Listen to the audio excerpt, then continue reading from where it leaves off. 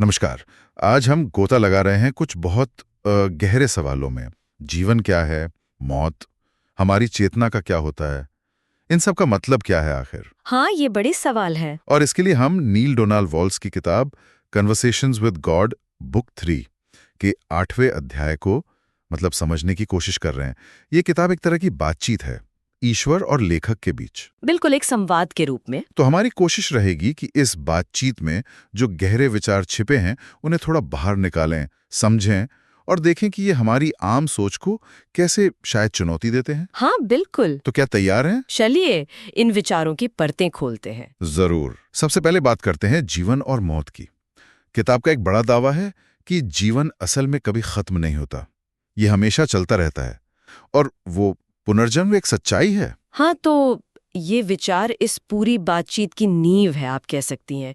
किताब कहती है कि हमें इसे आत्मा के नजरिए से देखना चाहिए। आत्मा के नजरिए से? हाँ, आत्मा खुद मरना नहीं चाहती, शरीर में बने रहना चाहती है। लेकिन जब उस शरीर में रहकर उसका मकसद पूरा हो जाता है या वो रूप उसके आगे के सफर के लिए जरूरी नहीं रहता। अच्छा, तो आत्मा खुशी खुशी उस शरीर को छोड़ देती है। हम्म। तो मौत कोई अंत नहीं है, बस रूप बदलना है। कैसे कपड़े बदलते हैं? बिल्कुल, जैसे कपड़े बदलते हैं वैसे ही आत्मा शरीर बदल लेती है, अपनी मर्जी से, खुशी से। लेकिन यहीं पर एक वो बात अटकती है ना? हाँ, अगर आत्मा शरीर में हमेशा रहना चाहती है हाँ, ये सवाल आता है मन में। तो फिर छोड़ क्यों देती है? देखिए, किताब इसका जवाब देती है कि आत्मा एक आकार बदलने वाली है। आकार बदलने वाली? हाँ, मतलब उसका स्वभाव ही है रूप बदलना। ये उसकी कोई मजबूरी नहीं, उसकी आजादी है। जब एक रूप अपना काम कर चुका होता है तो वो आगे बढ़ जाती है। अच्छा, ये दिलचस्प है। और इसी बात से जुड़ा है मौत और अनित्यता को समझना। मतलब ये जानना कि कोई भी चीज हमेशा टिकी नहीं रहती। अनित्यता? हाँ, उसका महत्व। किताब का तर्क है कि हम जीवन को पूरी तरह तभी समझ और सराह सकते हैं जब हम मौत को भी समझें, उसे अपनाएं। मौत को अपनाएं, ये थोड़ा मुश्किल लगता है। हाँ, लेकिन किताब यहाँ तक कहती है कि हमें मौत से भी उतना ही प्यार करना सीखना चाहिए जितना हम जीवन से करते हैं। क्योंकि असलियत यही है कि कुछ भी हमेशा एक जैसा नहीं रहता। अनित्यता ही एकमात्र सत्य है, ऐसा कुछ है ना किताब में? बिल्कुल, हर पल बदल रहा है और इस बदलाव को, इस फ्लो को गले लगाने में ही जीवन का असली रस है। मुझे वो फूल और पेड़ वाला उदाहरण बड़ा अच्छा लगा इसमें। हाँ, वो बहुत सुंदर है। जैसे फूल खिलता है और फिर मुरझाकर झड़ जाता है। हमें दुख हो सकता है देखकर। हाँ, अक्सर होता है। लेकिन ये मुरझाना असल में एक संकेत है कि अब पेड़ फल देने के लिए तैयार हो रहा है। किताब कहती है कि हम वो पेड़ हैं और हमारी जड़ें ईश्वर में हैं। सही। फूल और फल तो बस आते जाते रहते हैं। जीवन के इस लगातार चलने वाले चक्र का कितना सुंदर नजरिया है ये। बिल्कुल, ये हमें याद दिलाता है कि हम उस छोटी सी जिंदगी से कहीं ज्यादा बड़े हैं जो हम अभी जी रहे हैं। हम उस पूरे पेड़ की तरह हैं, अनंत। अच्छा, तो जीवन की इस अनंतता और रूप बदलने की बात को अगर हम समझें तो फिर ये सवाल उठता है कि समाज आत्महत्या जैसे विषय को इतने डर और क्या कहते हैं रोक टोक से क्यों देखता है? किताब इस टैबू को सीधे तौर पर चुनौती देती है। ये पूछती है, किसी की जिंदगी खत्म करने के खिलाफ इतना बड़ा हौवा क्यों खड़ा किया गया है? हाँ, ये बहुत संवेदनशील मुद्दा है। चलिए इस मुश्किल लेकिन जरूरी मुद्दे को समझने की कोशिश करते हैं। यहाँ किताब दो बुनियादी मान्यताओं पर सवाल उठाती है। पहले ये कि सही और गलत जैसी कोई चीज असल में होती भी है, मतलब कोई ऊपर से लिखी भी चीजें नहीं है ये। हाँ। ये इंसानों के बनाए हुए नियम है। हाँ। जो समाज और समय के साथ बदलते रहते हैं। तो जो आज गलत है वो शायद हमेशा से गलत न रहा हो या भविष्य में न रहे। अच्छा। और दूसरी मान्यता वो क्या है? और दूसरी मान्यता जिस पर सवाल उठाया गया है वो तो और भी चौंकाने वाली है। क्या? किताब कहती है कि मारना मुमकिन ही नहीं है। क्या मतलब मारना मुमकिन नहीं है? हाँ, क्योंकि अगर जीवन हमेशा चलता रहता है, जैसा किताब कहती है, तो आप उसे खत्म कैसे कर सकते हैं? आप सिर्फ शरीर बदल सकते हैं, जीवन का अंत नहीं कर सकते। ये नजरिया तो बिल्कुल ही अलग है। हाँ, ये पारंपरिक सोच से बिल्कुल हटकर है। और इसी बात को समझाने के लिए किताब समाज के दोहरे मापदंडों की तरफ इशारा करती है। दोहरा मापदंड कैसे? एक तीखी तुलना की गई है। अगर कोई इंसान अचानक अपनी जान ले लेता है, मान लीजिए बंदूक से, तो समाज उसकी निंदा करता है, परिवार को अक्सर बीमा के पैसे भी नहीं मिलते। हाँ, ये तो होता है। लेकिन अगर वही इंसान धीरे धीरे अपनी जान लेता है, जैसे सालों तक सिगरेट पीकर या लगातार खराब खाना खाकर या प्रदूषण फैलाकर, तो समाज इसे मंजूर कर लेता है। सिगरेट बनाने वाली कंपनी व्यापार करती है और बीमा के पैसे भी मिल जाते हैं। ये तो सोचने वाली बात है। मतलब समाज तेज मौत को स्वीकार नहीं करता, लेकिन धीमी मौत पर आंखें मूंद लेता है। ये पाखंड तो है। किताब इसी पाखंड पर सवाल उठाती है और फिर यह दिलासा भी देती है कि ईश्वर की तरफ से आत्महत्या के लिए कोई सजा नहीं है। कोई सजा नहीं? नहीं, ईश्वर का स्वभाव प्रेम है, सजा देना नहीं। मरने के बाद इंसान का अनुभव उसकी चेतना पर निर्भर करता है और वो अनुभव भी बदला जा सकता है। और जो प्रियजन चले गए इस तरह, उनके बारे में किताब कहती है, और ये शायद बहुत से परिवारों को राहत दे कि जिन्होंने अपना जीवन इस तरह समाप्त किया वे प्रियजन ठीक हैं, बल्कि बहुत ठीक हैं। बहुत ठीक है। हाँ, यहाँ पर एनी प्यूरियर की किताब स्टीफन लिव्स का जिक्र भी आता है, जो इस विषय में और गहराई से बात करती है। अच्छा। लेकिन अगर ये सब इतना सीधा है तो हम इन सच्चाइयों का सामना करने से कतराते क्यों हैं? मतलब समाज इन बातों को आसानी से क्यों नहीं पचा पाता? किताब के मुताबिक इसकी एक बड़ी वजह है हमारा सुख से जुड़ाव, खासकर शारीरिक सुखों से। सुख से जुड़ाव। हाँ। हमें डर लगता है कि इन गहरी सच्चाइयों को मानने का मतलब होगा अपने मजे, अपनी खुशियां छोड़ देना पड़ेंगी। किताब कहती है कि जब कोई समाज सिर्फ शरीर के सुखों के पीछे भागता है तो वो आध्यात्मिक तौर पर बहुत शुरुआती अवस्था में है। जैसे कोई बच्चा नर्सरी स्कूल में हो। हम आनंद छोड़ना नहीं चाहते, इसलिए सच्चाई से मुंह मोड़ लेते हैं। यहीं पर उन्नत समाज या प्राणियों की बात आती है ना? हाँ, बिल्कुल। और उनके आनंद का स्तर कैसे अलग होता है? किताब इसे 7 चक्रों से जोड़ती है। ये चक्र क्या है, थोड़ा समझाएंगी? हाँ, चक्रों को आप शरीर के ऊर्जा केंद्र समझ सकते हैं। 7 मुख्य चक्र माने जाते हैं जो हमारी रीढ़ की हड्डी के साथ साथ होते हैं। 7 केंद्र। हाँ, सबसे नीचे मूलाधार चक्र है जो शारीरिक अस्तित्व और सुरक्षा से जुड़ा है, और सबसे ऊपर सिर पर सहस्त्रार चक्र जो आध्यात्मिक जुड़ाव और परम चेतना से जुड़ा है। अच्छा। किताब कहती है कि जैसे जैसे कोई समाज या प्राणी विकसित होता है, उसका ध्यान और आनंद निचले यानी शारीरिक चक्रों से हटकर ऊपर के चक्रों की ओर जाने लगता है, मतलब मानसिक, भावनात्मक और आध्यात्मिक चक्रों की ओर। तो उन्नत या विकसित कहने का मतलब बेहतर या बदतर होना नहीं है, ये कोई रैंकिंग नहीं है। बिल्कुल नहीं। किताब साफ करती है कि ये कोई वैल्यू जजमेंट नहीं है, कोई किसी से ऊंचा या नीचा नहीं है, ये बस एक अवलोकन है। जैसे हम कहते हैं कि चौथी क्लास पहली क्लास से आगे है या माउंट एवरेस्ट किसी दूसरी पहाड़ी से ऊंचा है। ये बस विकास के अलग अलग पड़ाव हैं। जो समाज या प्राणी जितना उन्नत है, उसके आनंद उतने ही सूक्ष्म और गहरे होते जाते हैं। वो शरीर से परे के अनुभवों से जुड़े होते हैं। लेकिन यहाँ एक और सवाल उठता है मेरे मन में। पूछिए। अगर ऊर्जा को ऊपर के चक्रों की ओर ले जाना है, तो क्या इसका मतलब है कि हमें अपनी कामुकता या जो निचले चक्रों से जुड़ी ऊर्जा है उसे दबाना होगा, उसे नकारना होगा? ये तो फिर ब्रह्मचर्य जैसी बात लगती है, और किताब की पिछली बातों से ये मेल नहीं खाती जहां इंसानी रिश्तों और अनुभवों का जश्न मनाने की बात थी। बहुत अच्छा सवाल है, और यहीं पर किताब एक और दिलचस्प कॉन्सेप्ट लाती है, दिव्य विरोधाभास। दिव्य विरोधाभास, डिवाइन डेकोटमी। हाँ, इसका मतलब है एक ऐसी स्थिति जहां दो बातें सच लगती हैं पर एक दूसरे के बिल्कुल उलट जान पड़ती हैं, और फिर भी दोनों एक साथ मौजूद हो सकती हैं। अच्छा। यहाँ विरोधाभास ये है कि क्या हमें शारीरिकता से ऊपर उठना है या उसे अपनाना है। तो इसका जवाब क्या है फिर?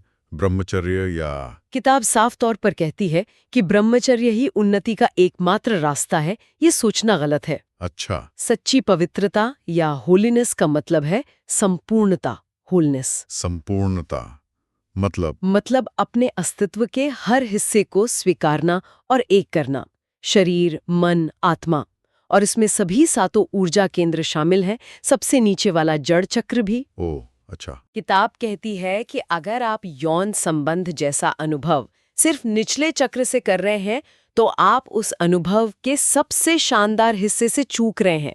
सच्ची संपूर्णता तब है जब उस अनुभव में आपके सभी चक्रों की ऊर्जा शामिल हो, शारीरिक, भावनात्मक, मानसिक, आध्यात्मिक, सब एक साथ। तो यौन ऊर्जा को नकारना नहीं है, बल्कि उसे बाकी ऊर्जाओं के साथ एकीकृत करना है, इंटीग्रेट करना है। बिल्कुल। और किताब ये भी कहती है कि हमारी जो जैविक जरूरतें हैं, जैसे यौन इच्छा, वो सिर्फ बच्चे पैदा करने के लिए नहीं है। तो फिर उसका एक गहरा मकसद है, एकात्मता का अनुभव करना, ये महसूस करना कि हम सब एक हैं, अलग अलग नहीं। जब 2 लोग पूरी चेतना और प्रेम के साथ जुड़ते हैं तो वे उस एकात्मता की, उस वननेस की एक झलक पा सकते हैं। ये संपूर्णता वाली बात तो बहुत मायने रखती है। अनहोली का मतलब वो जो संपूर्ण नहीं है, अधूरा है। वाह, हाँ। चलिए अब एक और हैरान करने वाले विचार पर आते हैं जो किताब पेश करती है, नींद। हम सब सोते हैं रोज। हाँ, जरूरी है। किताब कहती है कि नींद असल में आत्मा का शरीर से बाहर निकलना है ताकि वो रोजाना तरोताजा हो सके, रिजुविनेट हो सके। क्या आत्मा शरीर से बाहर निकलती है? हाँ, किताब कहती है यही कारण है कि हमने नींद का आविष्कार किया और नींद के दौरान आत्मा शरीर छोड़ देती है। बेशक नींद यही है। ये तो वाकई सोचने पर मजबूर कर देता है।